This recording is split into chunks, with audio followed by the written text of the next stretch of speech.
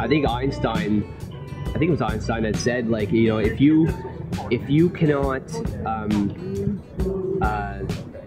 if you cannot stand like wrapped in awe at the beauty of like the natural world, then like you're as good as dead. I think you said you're as good as dead. Your eyes are closed. I think we just we need to start getting back outside and start, like, you know, connecting with nature like we used to.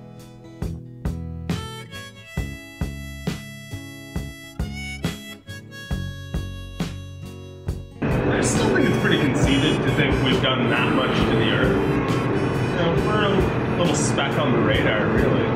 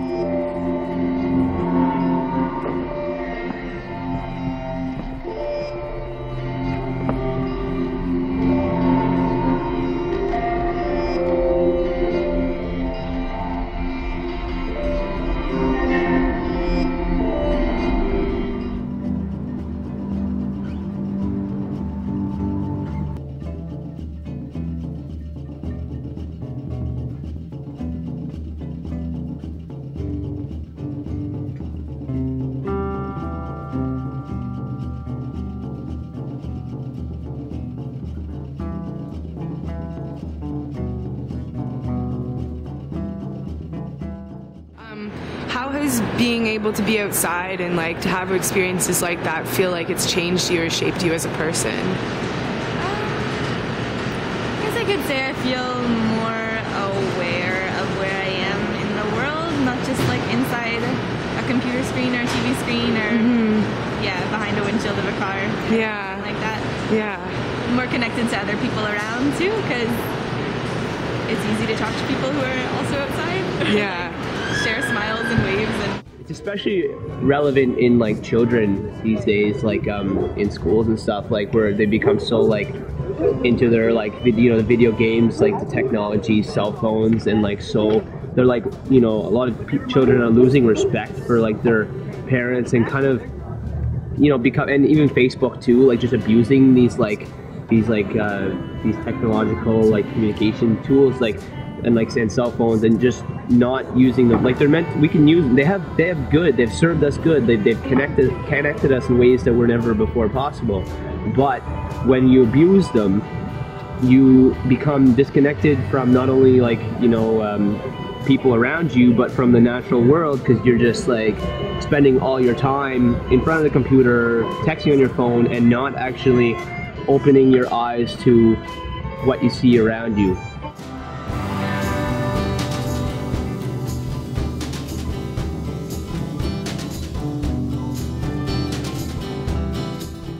Whereas, like, I feel like in like a Western society, on peace and like indulgence and consumerism. Like, I'm gonna buy this and then I'll be peaceful because I'll have this new toy. Yeah. But it doesn't work. We're at war with ourselves, basically, because we've become so disconnected from ourselves, and we're destroying the planet. We're destroying our biosphere, which we depend on, but we don't see how we depend on it because of this disconnection, this nature deficient disorder. I like to call it that because society's so good at labeling things.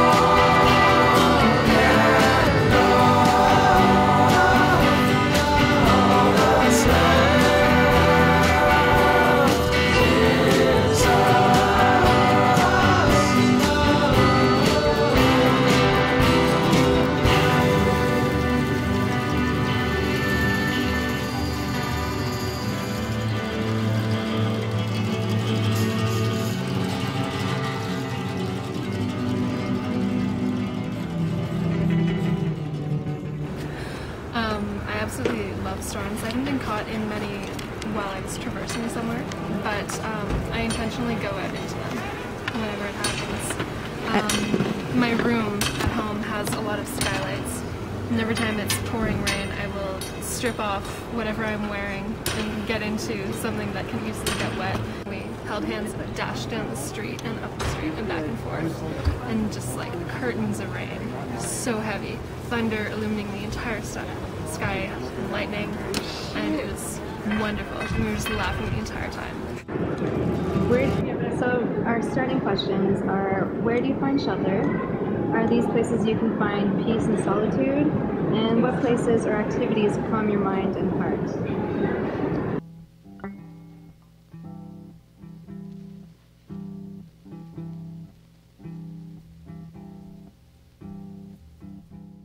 And just the excitement of nature finally actually taking action.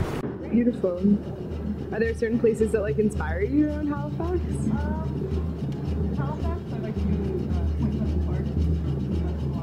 Mm-hmm. And what is it about being outside that, you know, makes you peaceful? I think it's good to just, you know, it makes you feel small sometimes. Like, Yeah. Yeah.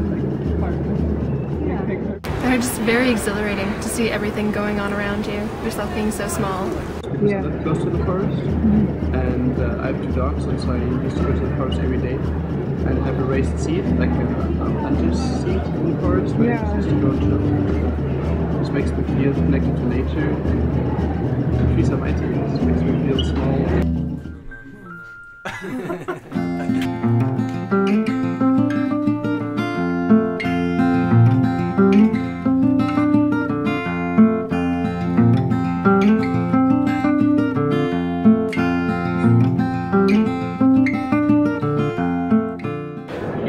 To the moon, and it is a really full moon. I really feel relaxed and quiet and really living without any problems, and in the brain really light brain. The moon definitely influences my life. Like the full moon, I just feel a little off. My dogs bark all night. People are kind of edgy, I find, around the full moon. And I live near the Bay of Fundy, so the moon definitely like affects the tides. Yes, flowers have been chosen. Why? Why do you think that? They're very beautiful, and they make the world a more beautiful place. Do they serve any purpose? I have a really good memory where I come from in Tunisia of full memory is we live right directly to the sea, and I love that time when it's the full moon and being on the beach. Yeah. And especially in the night when it's quiet. Yeah. You hear the sea, the water, which is, I mean, you really confident on yourself. Yeah. Really having a good life, you know?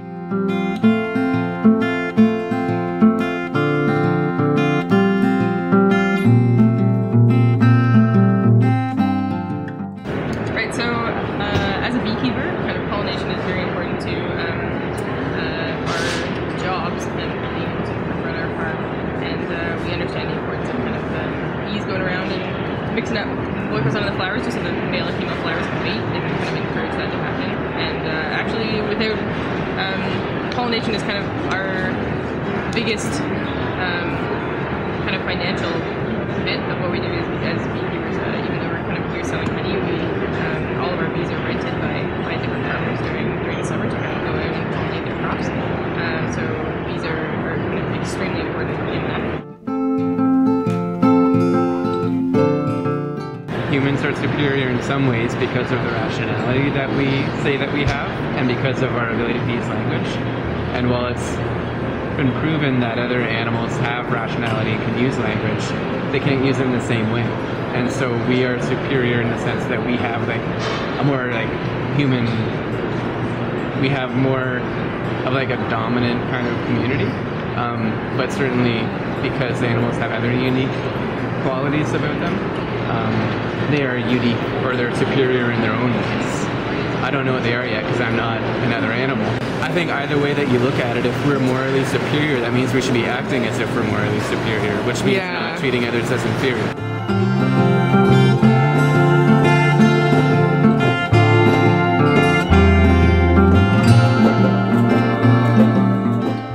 Do you think that the changes that we've made to the face of the earth, do you think that they're just gonna go away in a couple of years? Or like, you know? Like the couple of years it took us to grow as it were? Yeah. I teach music, and that's where my community comes from. Try to network that way. You just because I've always been like a naturalist and stuff, so I think there's a lot that we can't explain, but we got to be open-minded to all possibilities. Are there any birds that you relate with, or that you like see similar characteristics, like in the way that they organize their lives, or the way you organize your life?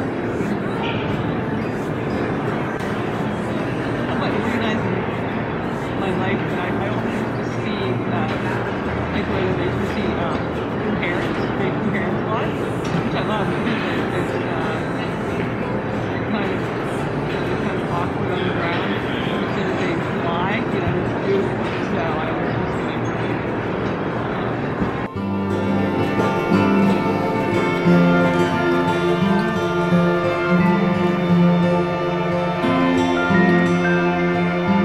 You should be able to see, look at a grain of sand and see the world, like the universe in a grain of sand, like, you know, and just feel, you know, look at it and it's all of its beauty, right? Like, I wish I had a grain of sand.